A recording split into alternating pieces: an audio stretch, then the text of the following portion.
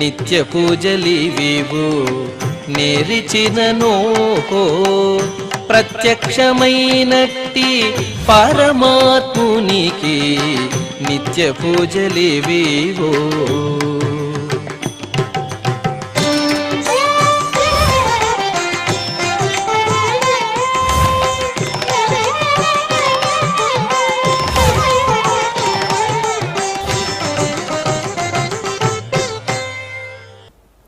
ఓం నమో వెంకటేశాయ.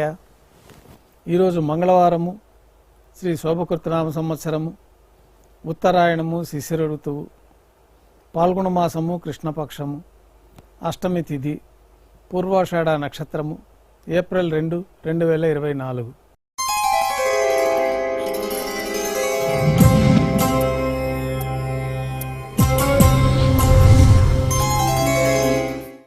ఉగాది పర్వదినాన్ని పురస్కరించుకొని శ్రీవారి ఆలయంలో కోయిలాల్వారి తిరుమంజనం ఆలయం శుద్ధి చేసే కార్యక్రమాన్ని నిర్వహించబడుతుంది.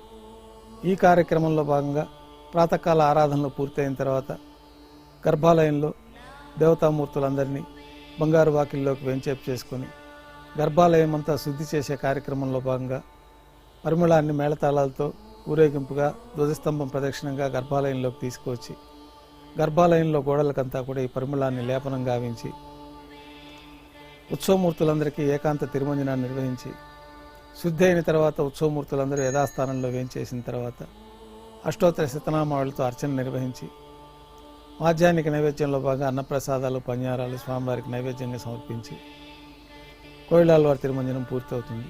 వెంటనే భక్తులను సర్వదర్శనానికి అనుమతిస్తారు.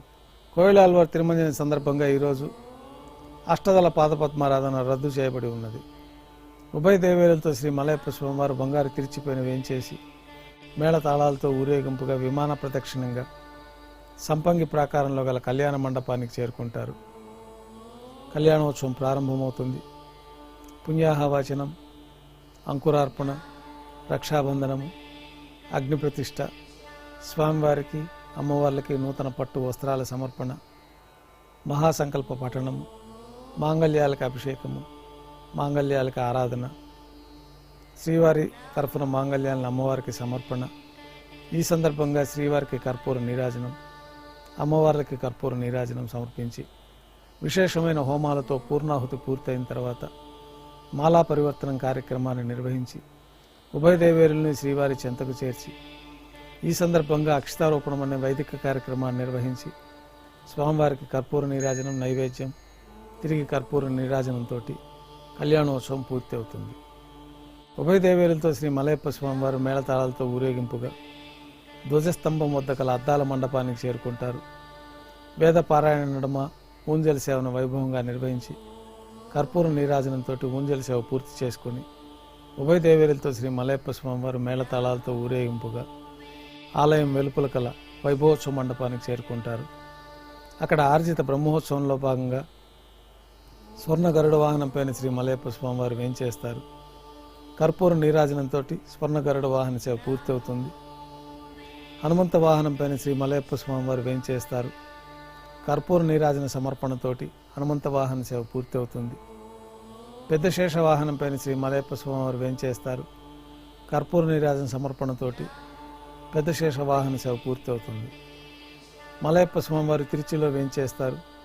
ఉభయ దేవేరులతో కలిపి శ్రీ మలయప్ప స్వామివారికి కర్పూర నీరాజన సమర్పణతోటి ఆర్జిత బ్రహ్మోత్సవం పూర్తి అవుతుంది. సాయం సంధ్య వేళలో 1000 దీపాలతో అలంకరించబడి ఉన్న సహస్ర దీపాలంకరణ సేవ మండపానికి ఉభయ దేవేరులతో శ్రీ మలయప్ప స్వామివారు చేరుకుంటారు. వేదం, గానం, నాదం నడుమ సహస్ర దీపాలంకరణ సేవ జరిపి నక్షత్ర నీరాజనము, కర్పూర నీరాజనంతో సహస్ర దీపాలంకరణ సేవ పూర్తి చేసుకుంటారు. ఉభయ దేవేరులతో శ్రీ మలయప్ప స్వామివారు బంగారు తిరిచిపోయిన 4 తిరువీధులు ఉత్సవం జరుపుకుంటూ భక్తులను అనుగ్రహించి ఆలయంలోకి చేరుకుంటారు. ఆలయంలో నైవేద్యం పూర్తయిన తర్వాత గర్భాలయంలో వేంచేస్తారు. వెంటనే రాత్రి తోమాల సేవ ప్రారంభమవుతుంది.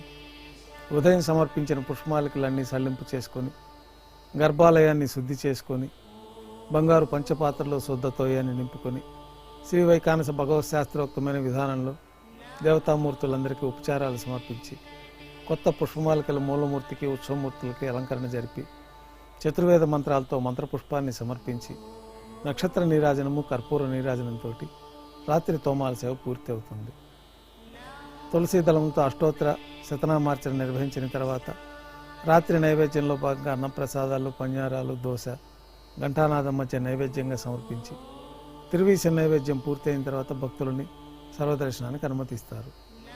కొద్ది విరామం తర్వాత ఏకాంత సేవలో భాగంగా రాత్రి సమర్పించిన పుష్పమాలికలన్నీ సల్లింపు చేసుకుని గర్భాలయాన్ని శుద్ధి చేసుకుని బంగారు పంచపాత్రలో బ్రహ్మ తిరువారాధన కోసమై బంగారు బిందెలోని తీర్థాన్ని సమర్పించి ఏకాంత సేవలో భాగంగా బంగారు పట్టు పాన్పు పైన కౌతుకబేరమైన శ్రీ భోగ శ్రీనివాసమూర్తి వారిని వేంచేపు చేసుకొని ఈ సందర్భంగా శ్రీ భోగ శ్రీనివాసమూర్తి వారికి ఏకాంత సేవలో దారోష్ణమైన గోక్షీరము, జీడిపప్పు, ద్రాక్ష, బాదం పప్పు, కలకండ కలిపిన మిశ్రమం నైవేద్యంగా సమర్పించి వివిధ రకాలైన పండ్లు నైవేద్యంగా సమర్పించిన తర్వాత కర్పూర నీరాజనంతో ఏకాంత సేవ పూర్తి అవుతుంది.